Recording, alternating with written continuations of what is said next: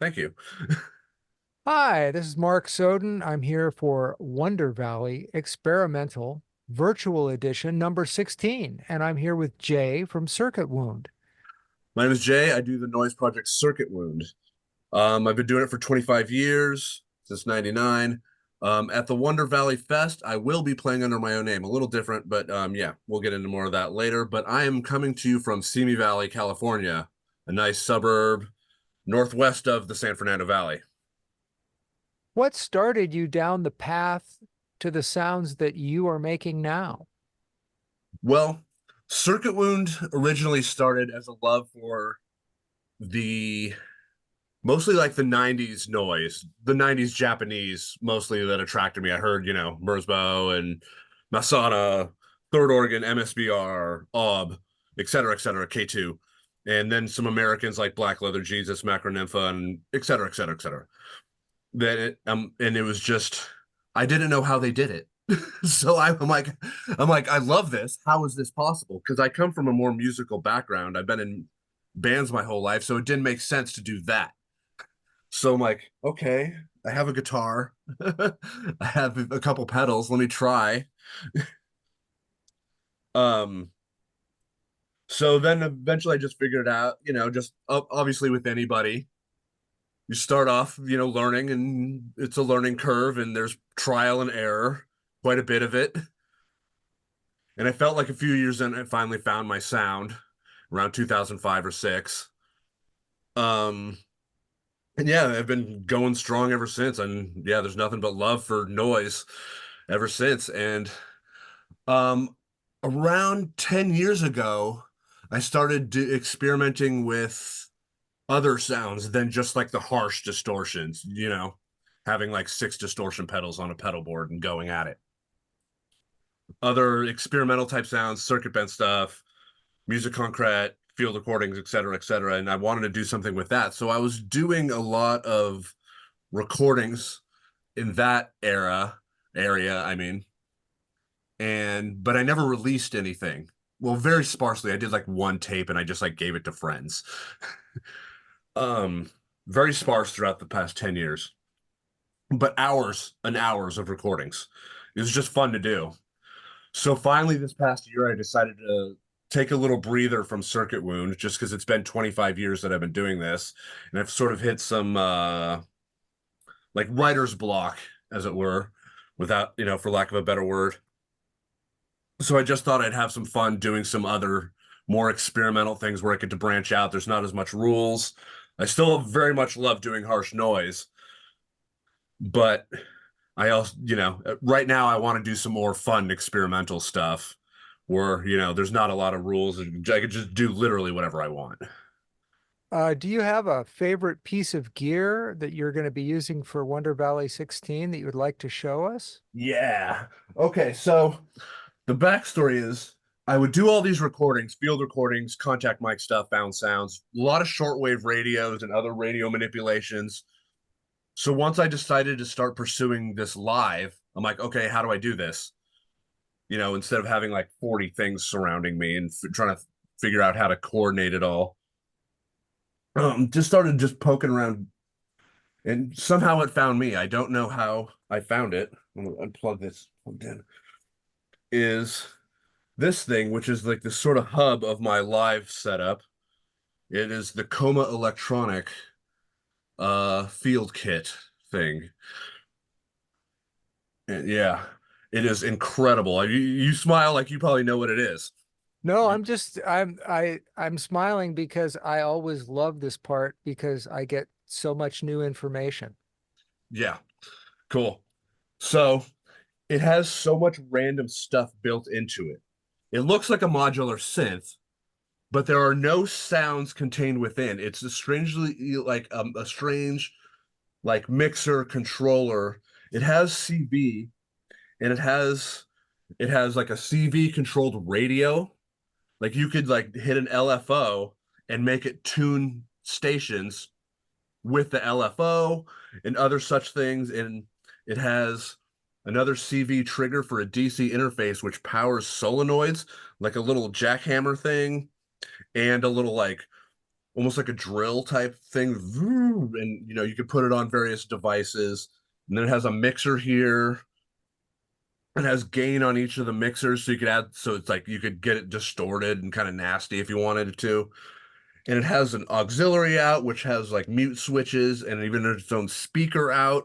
So you have like a little powered speaker that you could put on devices, contact mic it, and run it back through itself. It's like I've had this thing for about a year, and I'm still finding out new things. Even in the owner's manual, it gives you like 50 ideas to try with this thing, and I'm still finding out new things it could do. Especially because I have a couple other synths that I'm like, oh, I could hook it up a CV to this, run it into that synth, and so it's now becoming like a mix between electroacoustic sounds, radios, and even some synthesizers and processing through that. Very All cool. just And what and is the it's all name of just that again? the Coma Electronic Field Kit. Wow. Yeah. That is so cool. A company out of Sweden, if I remember correctly. And you can order, and it comes with like, yeah, like contact mics, um, like a little speaker, the all like the little solenoids that it comes with, and yeah, it has so much. It's so wild, but it's basically to make like music concrete and electroacoustic music, but and you could like hook it up with modular stuff, which haven't delved too deep into, but I bet there's some modular people out there who go nuts on that thing. It looks like most people would go nuts on that thing Yeah, with or it's without the wild. modular. Yeah. Yeah, exactly. So how do you prepare for a performance? Lots of rehearsal, sound checking equipment, um like well first like I actually like will have a notepad and I'll scrawl out sort of like okay, this goes to this goes to this, especially with the Coma because it has so many inputs and outputs going everywhere, and then I have a normal mixer with its own other sounds going into the normal mixer. um it's very hard to keep track of, at least for me. So I started just writing it all down. And then from there, I'd rehearse it and just do like maybe a process of elimination. If like, okay, that didn't work, no big deal. I'll do this instead. Like for example, using radios a lot. That could be very unpredictable because of where you are.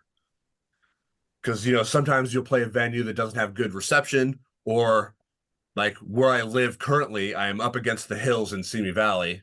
I don't know if you've ever been here. I have. But yeah, yeah, very mountainous. I'm very up against the mountains. You know Steve from Dog, right? Oh, yes. Yeah, I don't know if you've ever been to where he lived before he moved back No, to no, I have Boston. not. No, Oh, but he before. lived up the street from me, like less than a mile. Wow.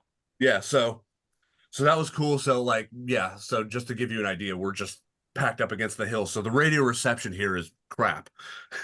So sometimes I just got to hope for the best when I get like, okay, I'm not getting a signal here at my house, but I'll try it at the venue, and and it's gone, 50-50. I'll say sometimes I'll get some Ah. good stuff, sometimes zero signal. I won't even get static. Nothing to work with. I'm like, okay. And that's when some more improvisation has to come into play. Well, as long as you accept that things fail, Oh, of course. Yeah. then it's all part of It's the part of fun. noise. It happens. Yeah, exactly. So just jumping back to how you diagram this, is it like a flow chart, or is it like just how the things are hooked up to one another? Mostly like a drawing. Let me see if I got all these like notepads, like these things. Oh yeah. Yeah, I have like 4 or 5 of them.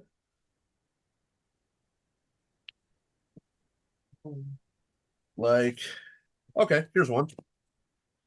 Let me see if it can come through on the. All Oh, right, it's there we coming go. in. It's coming in.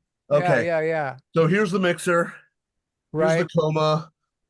Yeah, So it's basically like the objects are here, and then with little arrows and lines going into this, and Mm-hmm. then going out into the mixer. And yeah, so that's how I usually keep track. It's very like a very simple. Yeah, yeah. I Yeah. We I could got to see it. make it as dumb as possible, or else that's the way it's gonna, no room for interpretation. Exactly. So, is there anything you'd like to add to end the interview? Are you playing any place other than Wonder Valley or anything like that? At the moment, no, I don't have anything else lined up. Um, I play every once in a while, like Coaxial. There was a place called Suspirium that I've played.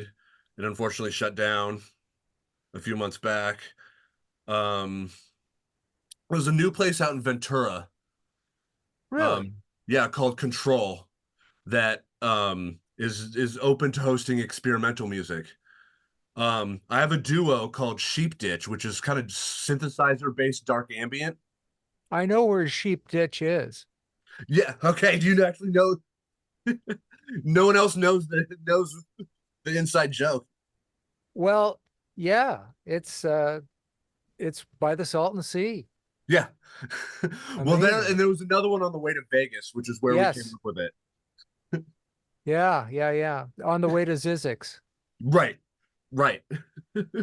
So we saw that and we thought it was funny. And it's just, this was in the early 2000s. Me and my friend who do this came up with, thought of that. We're just like, oh, that's super funny. And we're like, dude, let's call it Sheep Ditch. Like, okay. Um, but yeah, we played there on Friday, at Eh, this eh, place in Ventura with Sobbing Honey, Oh, Mike and Grant. Grant's thing, Right. and a local guy named Ian McPhee who does really great like cinematic ambient, and another guy from LA called Cop Funeral. I don't know if you know him. I do not, Oh, but yeah, good stuff. It's more lean towards like the industrial side of things. There's like distorted beats and things like that, slow moving and heavy. But yeah, so like a we did factory. that on Friday and it was a fantastic show. That sounds fun, fun, fun. Yeah, so Well, thank you so much. thank you. This is Mark Soden for Wonder Valley Experimental 16. Thanks again.